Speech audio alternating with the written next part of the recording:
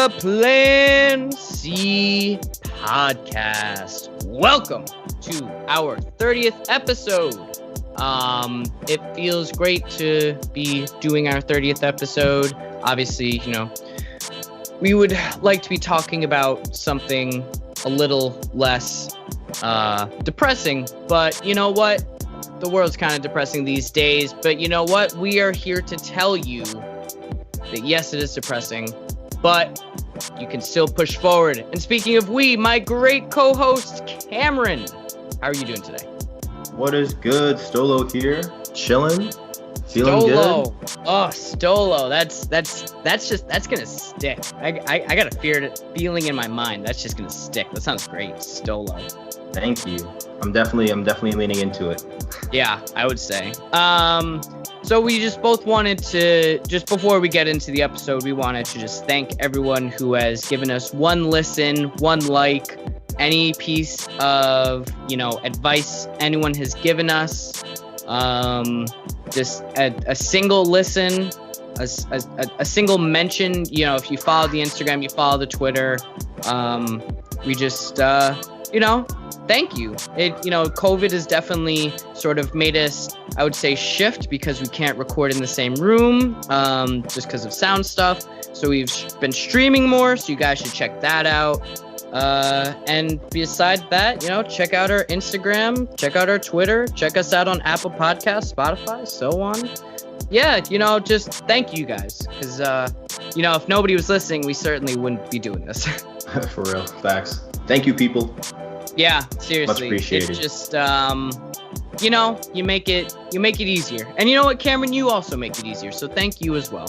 Thank you, man. Always appreciate my great ass co-host. All right, we have rambled, and we got to get into the episode now. So as you can clearly see, the title states, the state of the Smash community. Yep. And so, Cameron, do you want to explain what has happened over the past month or so? I guess it was July 1st and 2nd, so maybe not month, but, just sort of what's been going on in the Smash community. Yeah, for sure. So if you aren't aware of the situation that's going on within the Smash community, multiple large influencers have been called out for pedophilia as well as sexual assault and other things. And there has been a lot through Twitter and social media. A lot of the victims have come forth and brought forth their stories. And as a result, a lot of these prominent Smash Bros. Players have been canceled, and as they've been... I think cancel is such a bad term for this. I feel, because and that's not you or anything. That's just sort of our society. I feel like we should just say exposed, because it's not like I don't know. They were exposed, Well, I'll say they've been exposed and have also had their canceled. Social media accounts essentially shut down. If not, they have fled from the scene. Yeah. Probably there are a lot of pending legal investigations on some of these people, but these are the heads of the Smash community essentially. It's a very large upheaval that has been going on recently. Yeah. So our history with Smash Bros. Is that as young kids, we both had GameCubes and we both had Super Smash Bros. Melee. Played that. Then, when the Wii came out, Super Smash Bros. Brawl, both played that.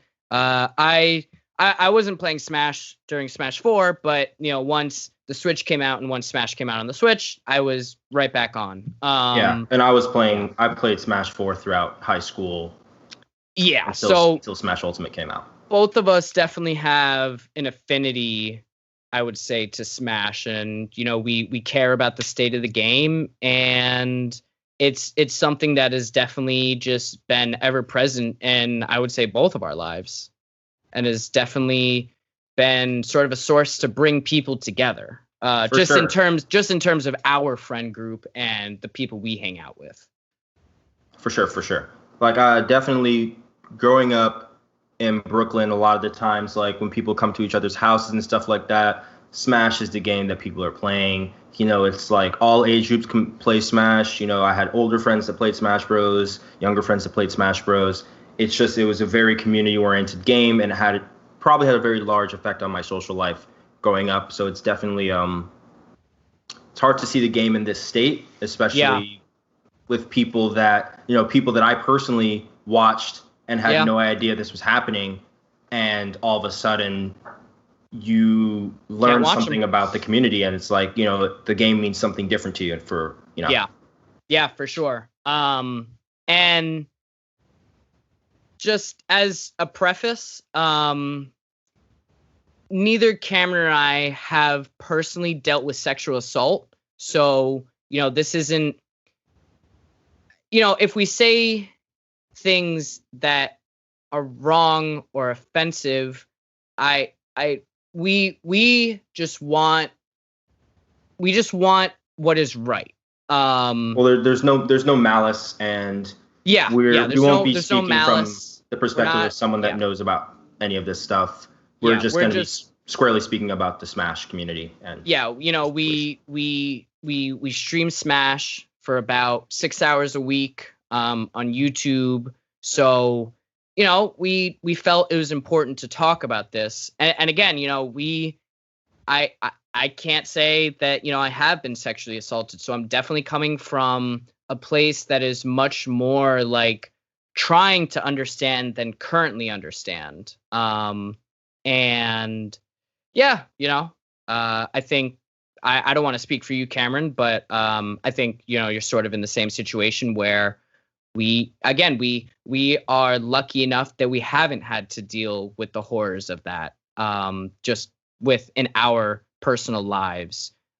So again, if we say something that is just out of line and like we don't say anything about it, just like, please, like, this is we're stupid and ignorant. We're trying to learn, but we're stupid and ignorant. So that can lead to, one of us saying something incredibly stupid. So that being said, I think we should maybe move on to why, maybe Smash and the history of Smash has led to the situation that we are in now. Sure.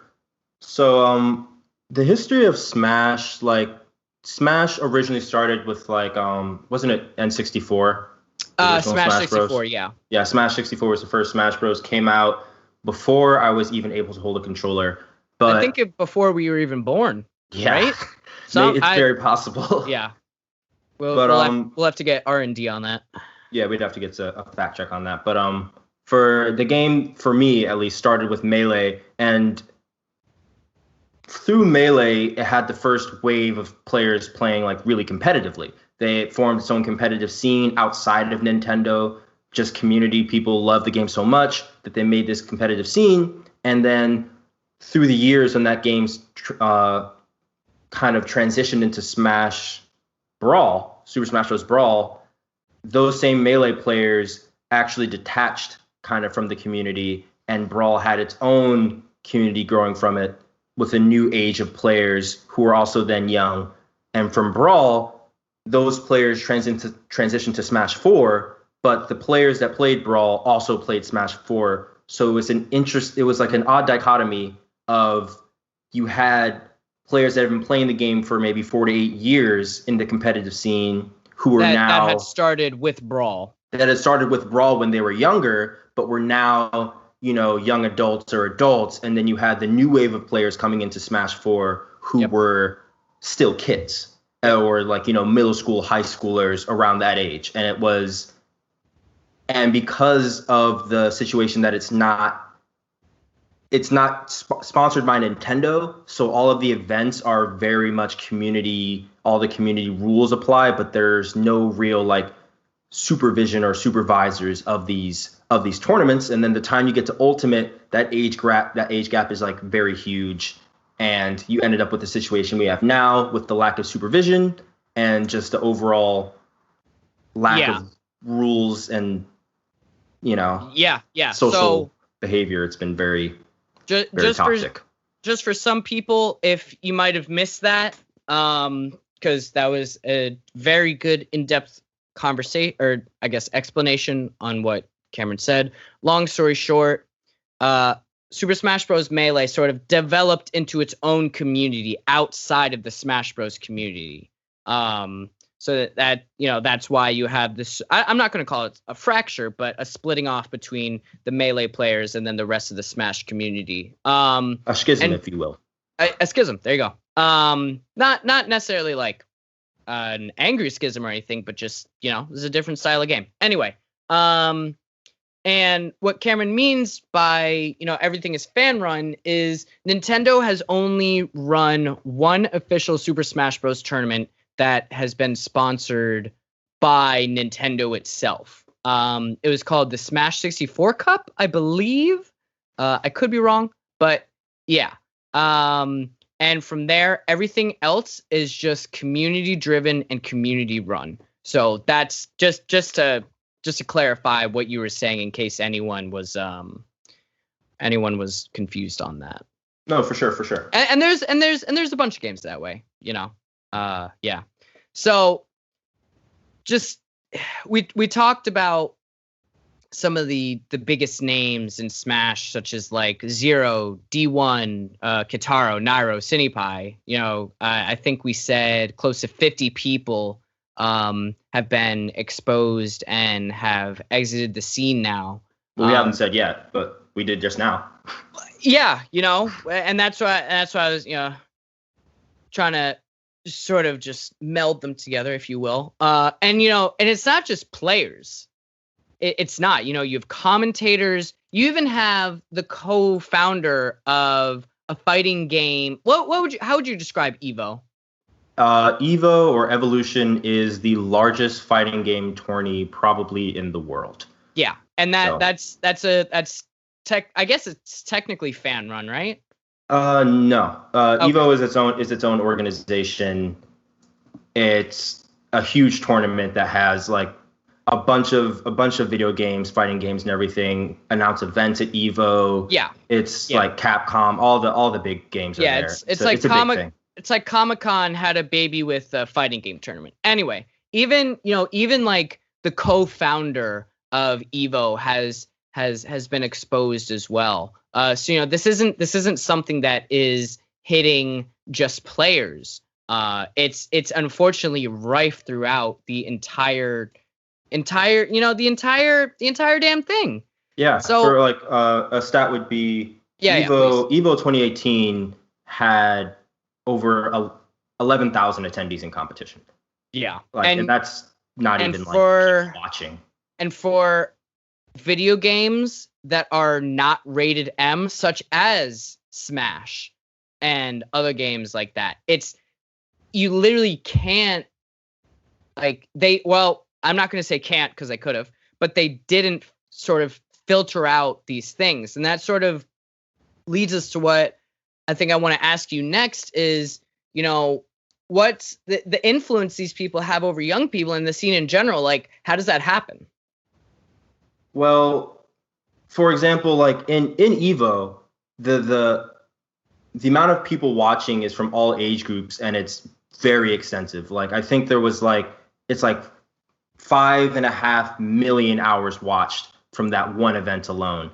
But these influencers really do have a huge impact on these young teens' lives, especially like a lot of these players may not necessarily be the most social outside of the online community, and they really look up to these players as role models, beyond just like people that they see that are like, oh, this guy's really good at the game. They really do interact with them as role models and people that they look up to, And I think that it really speaks to a greater problem in social media, with people really looking up to their social media like the personalities of their social media idols as people to look up to, when they're very much fallible humans.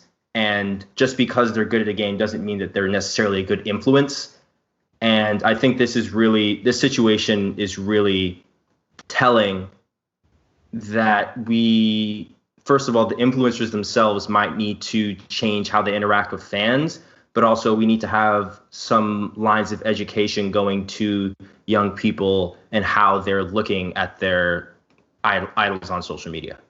Yeah, that's definitely, while I would say it's a part of it, it's definitely like a bigger conversation in terms of like influencers in the world. So like definitely a great point, because while this is like stupidly prevalent in Smash in terms of how people idolize Smash players, because there is a stigma with Smash players. There is. For sure.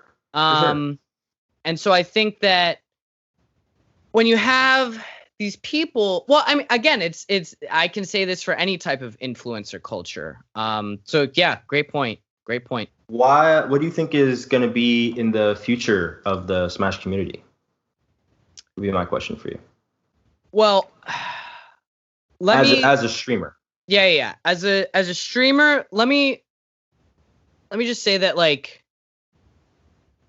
I think that there needs to be a new wave of people who are just like, you got a good heart, and it's hard, and it's so hard to discern that, because people these days, they can hide behind a social media page, or they can hide behind a keyboard and a screen. But I think you truly need people to come in who are going to be like, you know what, we fucked up, but, well, not we, but the community is in, well, the community needs leadership. That's what I will say. That's a good and I think when there's sort of a vacuum of these influencers and these personalities, that it's so hard to find the right one, so to speak, because then you're going to end up with another Zero as the top player, which is what you don't want, that shit, because that, okay, so what should change? I think tournaments, they need to be monitored and maybe even split up by age group. I don't know how you'd specifically go into that, but I definitely think the tournaments themselves need more regulations. If that has happened already, amazing. But I think that's the first biggest step. You need to cut out the opportunities where these people are, going to stay in, the same room, in the same ballroom as like a 13-year-old, when this guy's a 29-year-old predator. It's shit like that. I also think Nintendo, I think they should step in. I really think they should. I just think that type of organization is not going to be able to be done by the community, and it'll just lead to more shit. I also think that just Smash tournaments and Smash tournament organizers need to do a much better job about just hotels. Like, what? For sure. If somebody is under the age of like 17 and they're coming to a Smash tournament, you can't come without your parent being there. Shit like that. That was one of definitely the larger problems, was like people, having a role model or something, and they're all in this hotel room, with 29-year-olds to 13-year-olds, Like, that's not something that should happen. Like, 13-year-olds should not be there in tournaments that are overnight without a supervisor. No, for sure. No, it should not happen. No, overnight. Again, that's one. I think those regulations need to lock the fuck up. Because right now it's not going well. I mean, obviously, part of my brain is like, hey, Plan C podcast, we're two upstanding dudes and we play Smash, check us out. But obviously, I'd like the attention shifted to people who, I don't know, I think there should be more talk of advocacy. And I think that's sort of the next big thing aside from the regulation. I think the Smash community itself needs to sort of grapple with this and be like, you know what? that's fucked up that happened. And it's even harder because these are all community run. So it's not like you can go to Nintendo and be like, hey, can we have a fund put together for, victims who may need therapy or shit like that. It's so tough, and that's why the community really needs to grasp the shit out of this, because without the push of sort of an overlord, I think it can fall apart very easily. Hell, I think this could even lead to, if not handled correctly, it could lead to the potential downfall of like the Smash streaming community. Because if you don't have the right leadership and the right people saying, the right things and making sure people are safe, making sure kids are safe, making sure these extremely influential children, making sure that, they're going to come here, they're going to play video games, and they're going to have a great time, and nothing else will happen. How do you build that? That is what Smash needs to figure out. Yeah. No, for sure. I think the future of the Smash community right now is in trouble, specifically also sponsors and stuff like that who were originally sponsoring the game, and a lot of them who sponsored the players that are now ousted from the community. It's unlikely that a lot of these sponsors will come back to support the Smash community, which is a sad thing because it can lead to like the death of a game. But and the death of jobs for people, Yeah. There are good people, good streamers who, rely on streaming this game, rely on going to tournaments. So obviously that's not the direction we would want, but it could happen. Yeah, because like it's important to acknowledge that while a lot of these players that are being ousted are very large in the community, it is not the entire community. Like there are hundreds of thousands of, probably millions of people that play Smash Bros. You know what I mean? It's not necessarily representative of the community, but it does speak to an oversight in how the community is organizing itself. And I do believe that without reorganizing rules and tournaments and making sure this doesn't happen again, it will definitely be a problem. Now, whether people will necessarily trust the Smash community again is up to y'all. After hearing all the stories, it's really not up to people, the community, to decide whether or not they will go on.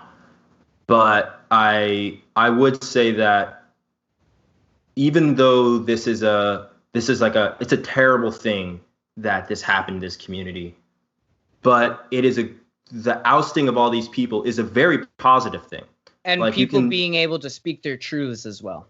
Yeah, like there's been a large, even following the Smash community incidents, there have been other incidents where people have come out and spoke their truth, and a lot of other people in other games have been removed from their positions of power.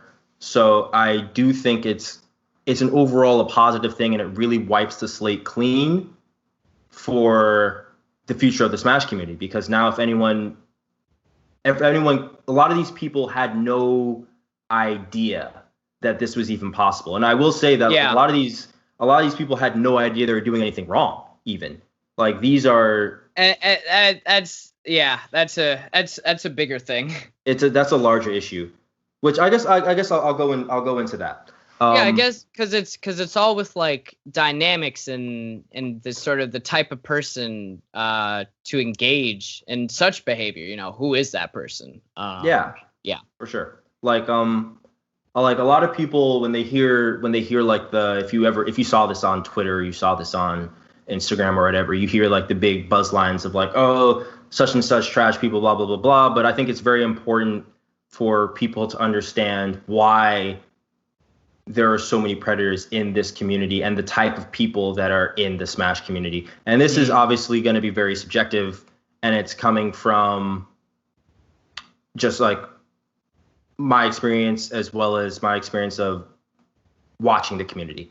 And And you would say you watch a good amount of Smash. I watch a wild amount of Smash Bros. Yeah. I watch a large amount of content. But so you know your stuff. Yeah, I know the general trends, and I'm aware of all the specific situations that have gone on. From the details we will not cover because that I feel that would be not it's gratuitous. It's gratuitous. Yeah, there's no need to go into the details. If you really fucking want, you can do that yourself. Yeah, but we're just here to talk the names. About. Yeah, the names. You can look up the specific situations, though. I would warn you to. Yeah, to do you that. know, we're not going to mention. We were even on the fence about mentioning some of the Predators' names. But I don't know. I just. Yeah. It's. Yeah. What were you going to say?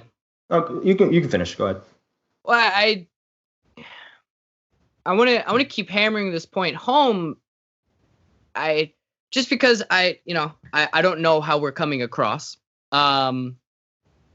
This is it's disgusting what has happened, but it's a good thing. This shit coming to light, people being able to tell the truth and to expose these people for who they truly are, like this is it's something that needs to happen. And if people feel strong enough to express how they're feeling in terms of what has happened to them, then you know what?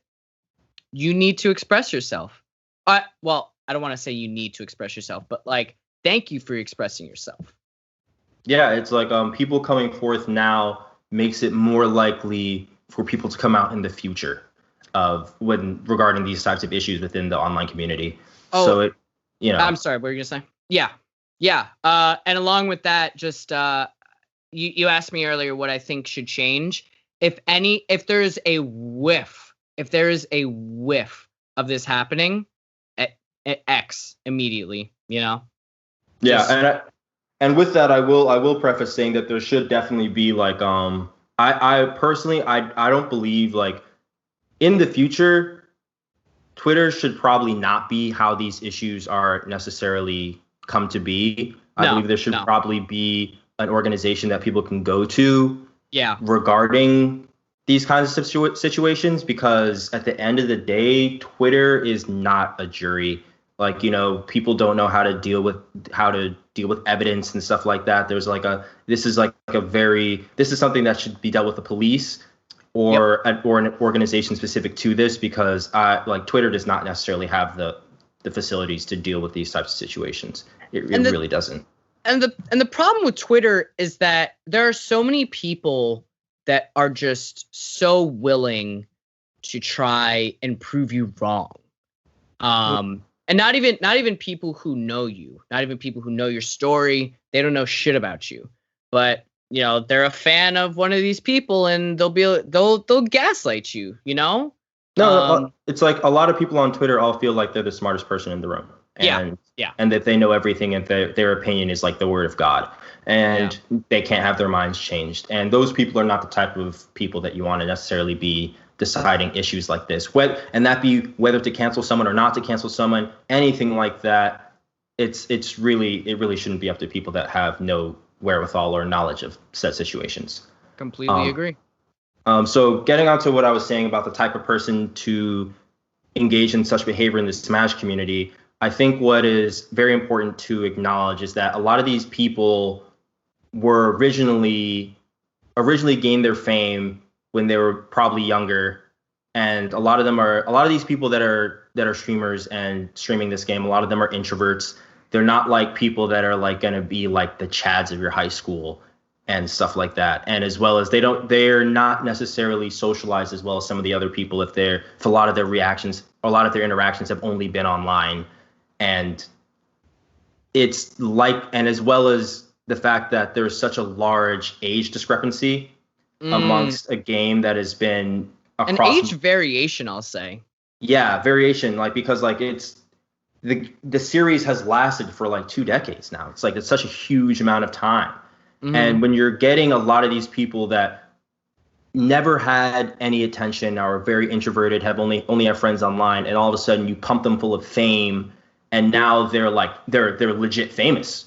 You Yeah. know, they're legit famous, and a lot of people, there's no handbook on how to deal with fame, and you see this in sports. You see this in a bunch of community, that people who gain a lot of attention when they're not used to it. But at least in sports, people that are popular in sports were popular in high school. These people have never been popular in their lives. They don't even know. Like some of these people have never had a significant other or anything like that. And to put them in a position of power such as this is like, without any supervision, it's kind of, something bad is doomed to happen. You're essentially hoping that this person is a great person who grew up in this environment and behaves well, and had the proper upbringing. Had the proper upbringing to deal with this type of fame and situation. And a lot of this results in grooming and like people that don't understand power dynamics. A lot of these people who are like considered, very introverts and not necessarily considered cool, all of a sudden can't comprehend the power dynamic they have over their fans and stuff like that. And that's people within the same age group and not just younger, is what I'm talking about. Like, this is because a lot of these incidents aren't just like, pedophilia or anything like that. It's asking for unsolicited pictures, etc., among people their age group, as well as just general harassment. Yeah.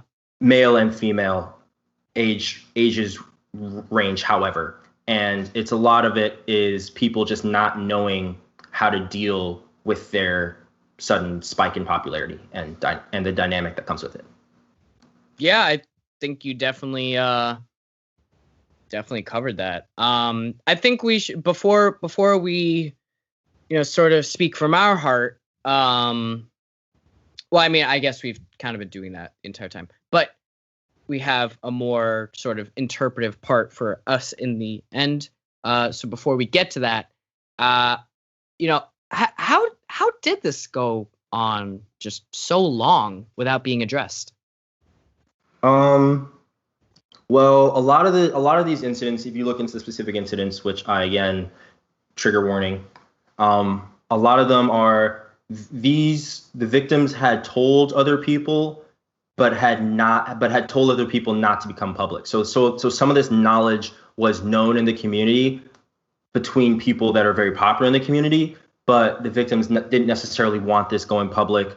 And because these days it's almost bad to be the victim.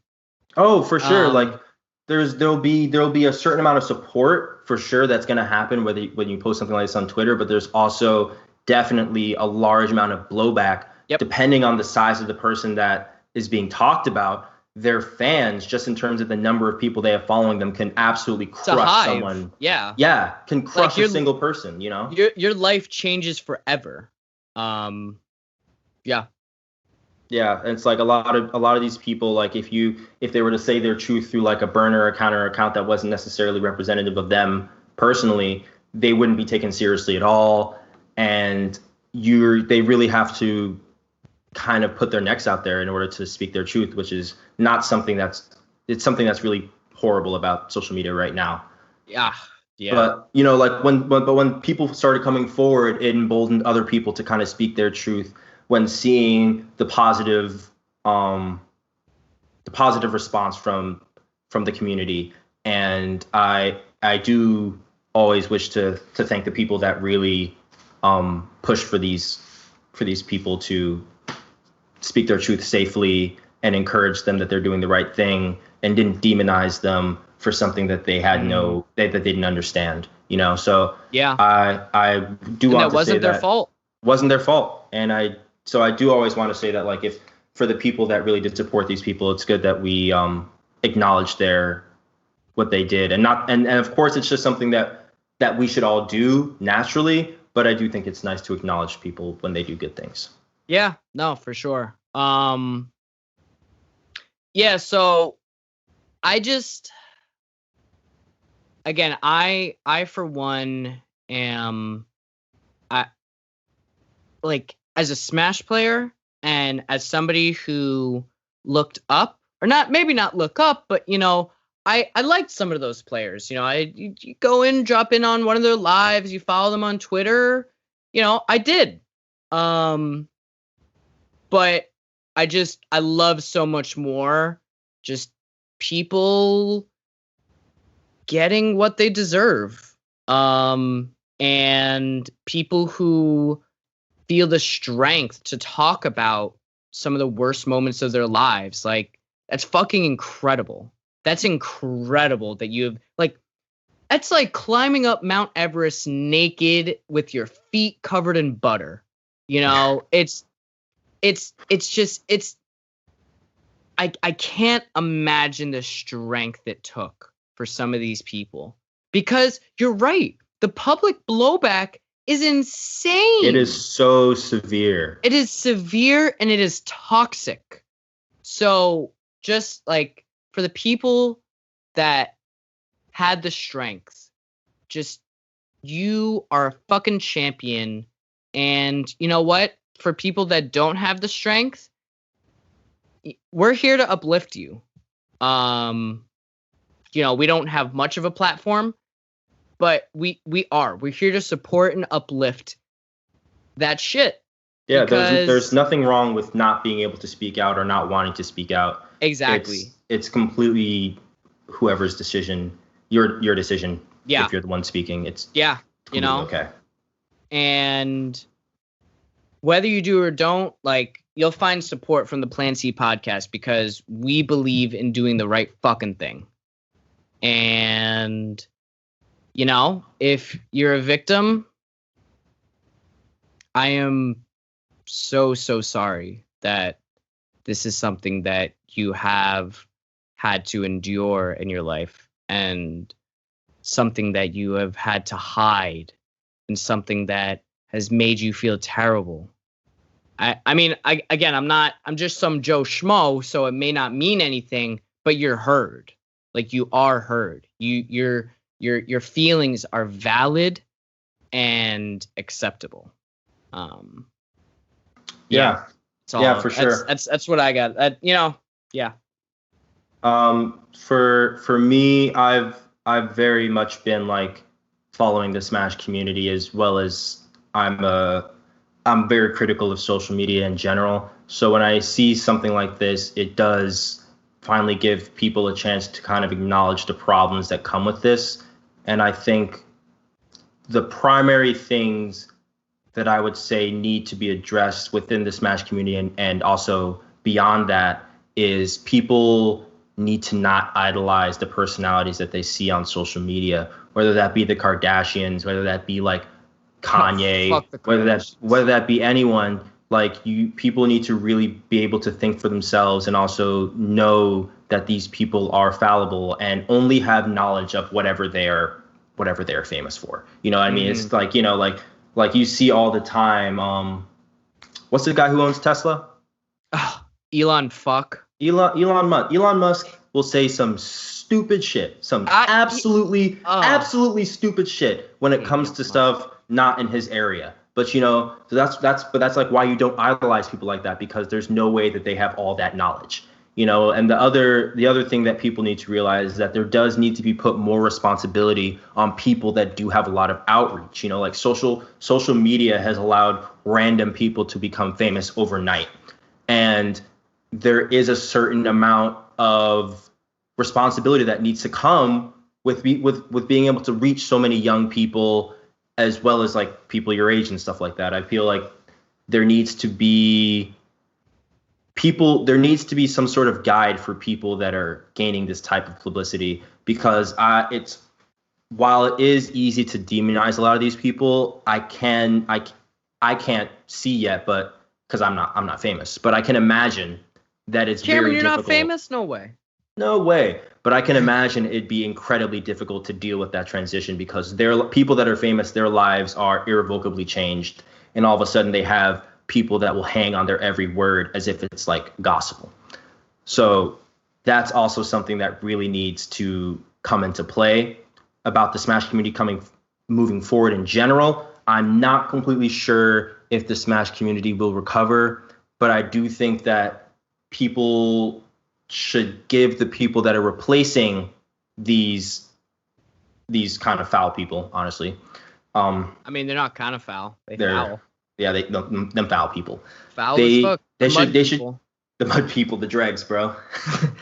Get them dregs out of here. Literally dregs of humanity. Yeah. But, you know, give the people that are replacing these people a chance to kind of rebuild the community in a way that's positive, so that, because I believe Smash can be very, very positive for children and for people growing up. It's a very large link to how people can make friends. And even if you're not the most social person ever, it's something that you can get good at and have to show, you know, and I do think it can be something positive in the future. If we make it so. Yeah. But yeah, I don't want this to be like a gloomy type of thing. And I feel like a lot of the times these kind of messages end up becoming very gloomy, but this situation, the result of it is extraordinarily positive. The gaming community, there's a lot of people speaking out. In the future, it'll be easier for people to speak out. You know, you finally get those fuckers out of here. You know what I mean? Yeah, get them the fuck out. Get them out of here. You know, so like there's a lot of positive upheaval going on, and I think it will continue to be positive as long as we take the proper steps to change accordingly. And so this should be a time of understanding. Understanding. Yeah, that's a good one. If y'all ain't trying to understand your fellow person, you're doing something wrong. Yeah. I mean, obviously there's situations where, like, you know, you don't have to understand the person because they're a terrible human, and you're like, oh, I understand you're a terrible person. So but I do think you should always understand why. Like whenever making a judgment on somebody, no one is just born shitty. You know what I mean? It's just like it's easy to say someone is like, oh, this person's just horrible. But like if you really want to judge somebody, I do think it's important to understand why, what led to that, and then you can judge them properly.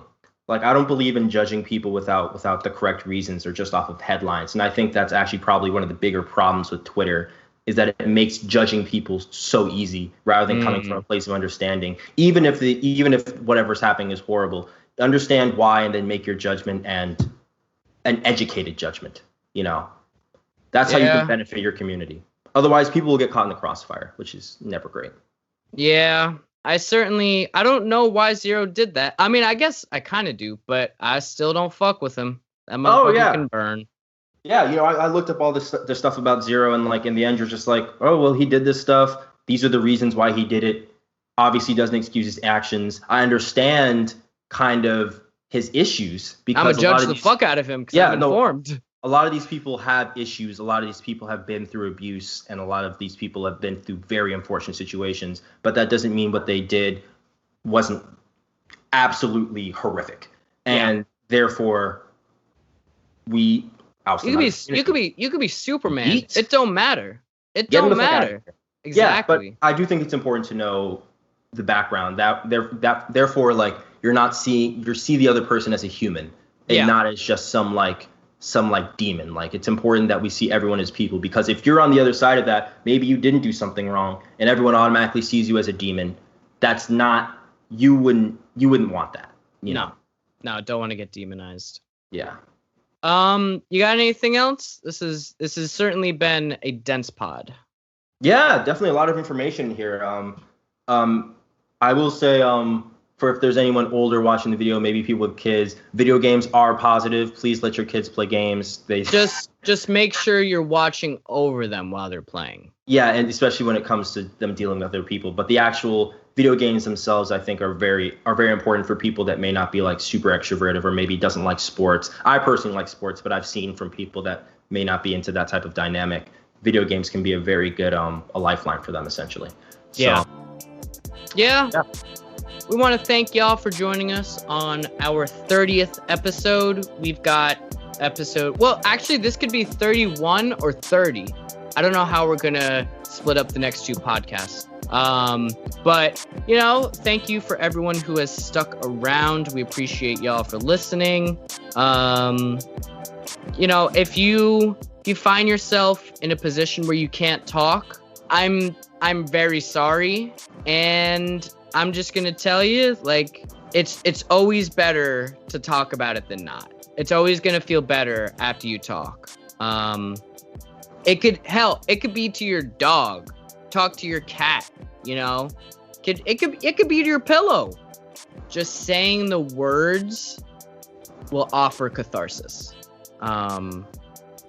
Yeah, and so anyone who is struggling with sexual assault, we have the number here, and that number is 1-800-656-4673. They're available 24 hours every day, and there's an online chat. So, you know, if you don't want to hear us talk about it, because we're two just Joe Schmoes who, you know, it's an uncomfortable topic to talk about because it's not an easy topic. So I certainly struggle with talking about stuff like this. I can't imagine somebody who's actually gone through it, the struggle you go through. So yeah, you know, shout out to you. Yeah, they're like, please find there are resources out there, and please take advantage of them. And for future podcasts, we have a police brutality podcast coming up, which is also something heavy. But I'm excited to get into it, and I hope you guys will be there to listen and kind of be with us on that journey. Yeah. All right, y'all. Thank you for listening. Don't forget to check us out on Spotify, Apple, Instagram, YouTube, Twitter, Google Podcasts, Breaker, all over the damn place. That is where we are. You can catch us on stream twice a week, Wednesday, Friday, around 7:30. We like to start, go on for 2, maybe 3 hours. Come check out the community. We have a lot of funny people. It's all a fun time. Yeah, the streams have actually been kind of taken off. So, you know, come say what's up. We're in there. Yeah, you don't even have to play or anything. Like, if you want to play, that's awesome. But, you know, just be with people. You just want to vibe out? Just vibe out. All right, y'all. Thank you so much for listening to the Plan C podcast. And, you know, if you're going through something, it might be the hardest thing in the world, but just try and talk to someone or something. Yeah. All right. But that was our 30/31st episode. Thank you so much for listening. Hope everyone is staying safe. Wear a mask. And you know what? I don't know if I should say this, but everyone just be a damn decent human. Just please. We hope and pray, bro. We hope and pray. All right. I've said goodbye 3 times. This is my last time saying it. Everyone have a good morning, evening, day, night, whenever you're listening. Have a good one. Peace.